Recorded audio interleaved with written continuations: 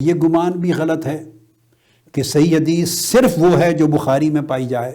اور جو صحیح بخاری میں نہیں وہ صحیح نہیں۔ یہ بھی گمراہی پر یا جہالت پر یا لا علمی پر مبنی تصور ہے۔ اس کو بھی میں نے واضح کر دیا کہ احادیث صحیحہ ہزاروں لاکھوں کی تعداد میں موجود تھی، دیگر ائمہ کے پاس بھی، امام بخاری کے شیوخ اور اساتذہ کے پاس بھی، اور ان کے کلاس فیلوز کے پاس بھی، اور ان کے تلامذہ کے پاس بھی، اور اس سے قبل کی نسلوں میں بھی تھی جو ان کے دادا شیوخ تھے، اور وہ حدیث صحیحہ تھی۔ وہ اتنے معتمد ائمہ تھے کہ امام بخاری نے ان کی سند سے حدیثیں اپنی صحیح بخاری میں لی ہیں۔ اگر انہی کے پاس حدیث کا ذخیرہ ضعیف ہے اور ناقابل اعتبار ہے تو امام بخاری جو ان کی سند سے حدیث اپنی جامع الصحیح میں لے رہے ہیں وہ مستند کیسے ہو گیا؟ 1000 شیوخ سے جن سے حدیث لے رہے ہیں، اور مجموعی طور پہ شیوخ کوئی 1500 کے قریب ہو جاتے ہیں جو صحیح بخاری میں یا صحیح مسلم میں ملا کے 2000 سے زائد ہو جاتے ہیں، جن کی مرویات ہیں اگر وہی ضعیف ہیں اور مجروح ہیں اور متروک ہیں تو ان کی مرویات امام بخاری لے کر اپنی صحیح بخاری کو اصح الکتب بعد کتاب اللہ الباری کیسے بنا سکتے ہیں؟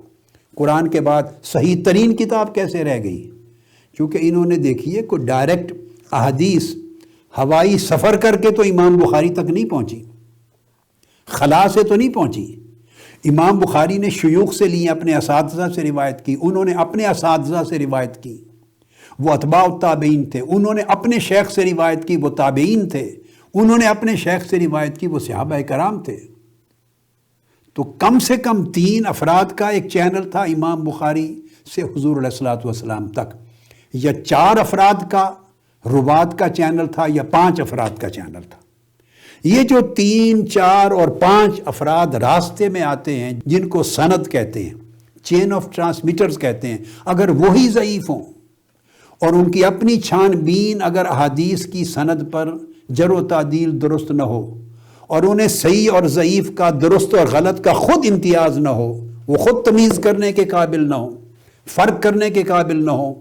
تو امام بخاری ان کے چینل سے جو لے کے اپنے ہاں درج کر رہے ہیں وہ معتمد کیسے ہو سکتی ہے؟ اور میں ان تمام احادیث اور روایات اور اسانید کا ذکر بھی نہیں کر رہا، وہ جن کو وہ صحیح سمجھتے ہیں، جن کی صحت پر ان کو اعتماد تھا۔